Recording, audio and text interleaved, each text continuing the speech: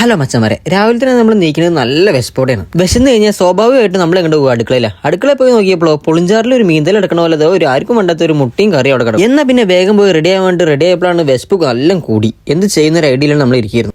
എന്താന്നാലും കുഴപ്പമില്ല, കടയിൽ പോയി കഴിക്കാൻ വേണ്ടി നമ്മൾ റെഡി ആയിട്ട് വീട്ടിൽ നിന്ന് നടന്നു പോകുമ്പോഴാണ് വഴി കൂടെ ഒക്കെ നമ്മളെ മോട്ടിവേറ്റ് ചെയ്യാൻ വേണ്ടി ആൾക്കാർ ചുമരിക്കൂടെ ഓരോന്ന് എഴുതി വെച്ചിട്ടുണ്ടായിരുന്നു. അത് കാണുമ്പോൾ തന്നെ നമുക്കൊരു മോട്ടിവേഷൻ ഉണ്ടായാലും തന്നെ മോട്ടിവേറ്റഡ് ആയിട്ട് നമ്മൾ നടന്ന ഒരു ഗുഹന്റെ ഉള്ളിൽ കൂടെയൊക്കെ പോകുന്നു. ഗുഹ കാണുമ്പോൾ പേടിയാണെങ്കിലും കുഴപ്പമില്ല, അങ്ങനെ പോയി.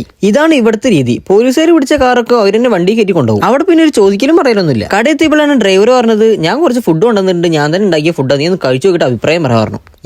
നമുക്ക് എന്ത് പറയാനാ, വിശന്ന് വലിഞ്ഞിരിക്കണം, നമുക്ക് എന്ത് കിട്ടിയാലും വരുത്തുന്ന അവസ്ഥയിലായിരുന്നു നമ്മൾ നല്ല അടികൊണ്ട് അടിച്ചു. കഴിക്കാൻ ഏടെയും കൂടി തന്നില്ല. അപ്പോൾ ഈ അടുത്ത ഓർഡർ വന്നിട്ട് നമ്മൾ നേരെ അപ്പുറത്തെ കടയിൽ കൊണ്ടേ കൊടുത്തു. ഇന്ന് ഏട്ടാ ഞങ്ങളുടെ പിസ്സ കണ്ടിട്ട് മുപ്പത്തി കഴിച്ചോ പറഞ്ഞു.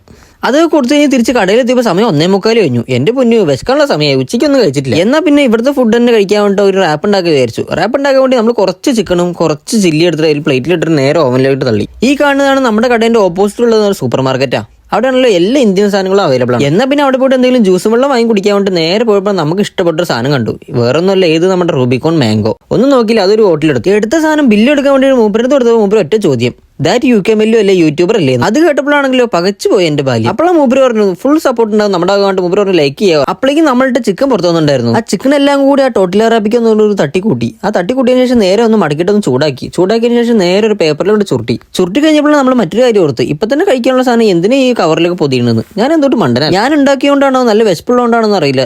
നല്ല അടിപൊളി സാധനം, കിട്ടില്ല. ആ റാപ്പ് ഫുള്ളും കഴിച്ചെടുത്തിട്ട് കുറച്ച് റൂബിക്കോണും കുടിച്ചപ്പോൾ വയർ ഫുള്ളായി. എന്നാൽ ഡ്രൈവറിന്റെ അടുത്ത് പറഞ്ഞു, മോനെ നീ ഇരുന്ന് കുറച്ചെടുത്ത് കുടിച്ചോ, നമുക്ക് ഇത്ര വേണ്ട. അപ്പോൾ എല്ലാവർക്കും അടുത്ത വീഡിയോ കാണുന്നതായിരിക്കും. Bye bye bye bye bye bye bye bye by.